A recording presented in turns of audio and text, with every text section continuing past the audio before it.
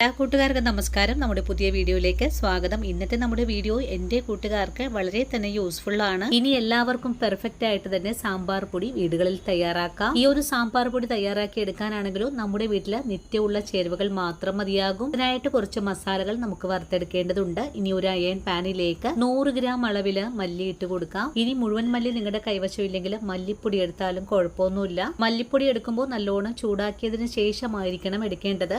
ചെറിയ തീയിൽ വെച്ച് വറുത്തെടുക്കുന്ന മല്ലി ഒന്ന് പൊട്ടി തുടങ്ങുന്ന പാകമായാൽ പിന്നെ നമുക്കിതൊന്ന് കോരി മാറ്റാം. ഇനി നമുക്കിതിലേക്ക് വേണ്ടത് ഉഴുന്നുപരിപ്പാണ്. ഉഴുന്നുപരിപ്പും ഈ ഒരു രീതിയിൽ തന്നെ നമുക്ക് ഫ്രൈ ചെയ്തെടുക്കാം. ഉഴുന്നുപരിപ്പ് എടുത്തിട്ടുള്ളത് 2 സ്പൂൺ അളവാണ്. സ്പൂൺ അളവെന്ന് പറഞ്ഞാൽ 10 മില്ലിഗ്രാം അളവാണ്. ഇനി ഈ ഒരു ഉഴുന്നും നല്ല പോലെ തന്നെ ഒന്ന് മുരിയിച്ചെടുക്കാം. ഉഴുന്നും വറുത്ത് കോരിയാൽ പിന്നെ നമുക്കിതിലേക്ക് ചേർക്കേണ്ടത് കടലപ്പരിപ്പും ചെറിയ തീയിൽ വെച്ച് തന്നെ നല്ല പോലെ ഒന്ന് മുരിയിച്ച് വറുത്തെടുക്കാം. ഇതിന്റെ കറക്റ്റ് ആയിട്ടുള്ള അളവുകളെല്ലാം തന്നെ നമ്മുടെ ഫുൾ വീഡിയോയിലുണ്ട്. കടലപ്പരിപ്പും വറുത്ത് കഴിഞ്ഞാൽ പിന്നെ എരിവിനാവശ്യമായ വറ്റൽമുളകും കളറിനാവശ്യമായ കാശ്മീരി മുളകും കൂടി ചേർത്തൊന്ന് വറുത്തെടുക്കണം. എടുക്കുന്ന ചേരുവകളെല്ലാം തന്നെയും നല്ലതുപോലെ കഴുകി വെയിലത്ത് വെച്ചിട്ട് ഉണക്കിയിട്ടായിരിക്കണം. വറ്റൽമുളകൊക്കെ വറുത്ത് മാറ്റി കഴിഞ്ഞാൽ നമുക്കിതിലേക്ക് കുരുമുളകും നമ്മൾ ചോറ് വയ്ക്കുന്ന മട്ട അരി കൂടെ എടുത്തിട്ടുണ്ട്.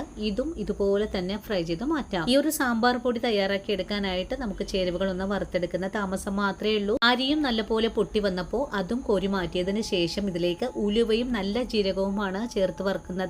വറുത്തെടുക്കുന്ന ചേരുവകള് നല്ലപോലെ മുരിഞ്ഞു കിട്ടാനായിട്ട് അയൺ പാൻ ഉണ്ടെങ്കിൽ അതെടുക്കുന്നതാണ് നല്ലത്. ഉലുവയും ജീരകവും ഒക്കെ വറുത്തു മാറ്റി കഴിഞ്ഞാൽ കറിവേപ്പില വറുത്തു മാറ്റാം. കൂടെ തന്നെ കായവും കൂടെ വറുത്തു മാറ്റണം. കായം വലിയ പീസായിരിക്കും. അത് ചെറിയ ചെറിയ കഷ്ണങ്ങളായിട്ടൊന്ന് മുറിച്ചതിന് ശേഷമായിരിക്കണം എടുക്കേണ്ടത്. ഇനി സാമ്പാർ പൊടിക്ക് നല്ല കളറൊക്കെ കിട്ടാനായിട്ട് ഒരു കഷ്ണം മഞ്ഞളും കൂടി ചേർത്തിട്ടാണ് വറുത്തെടുക്കുന്നത്. ഇനി നമ്മൾ എല്ലാ ചേരുവകളും വറുത്തു മാറ്റിയിട്ടുണ്ട്. ഇനി തണുത്തതിന് ശേഷം ഒരു മിക്സിയുടെ ജാറിലേക്ക് മാറ്റിയിട്ട് നല്ല ഫൈൻ ആയിട്ട് തന്നെ ഒന്ന് പൊടിച്ചെടുക്കാം.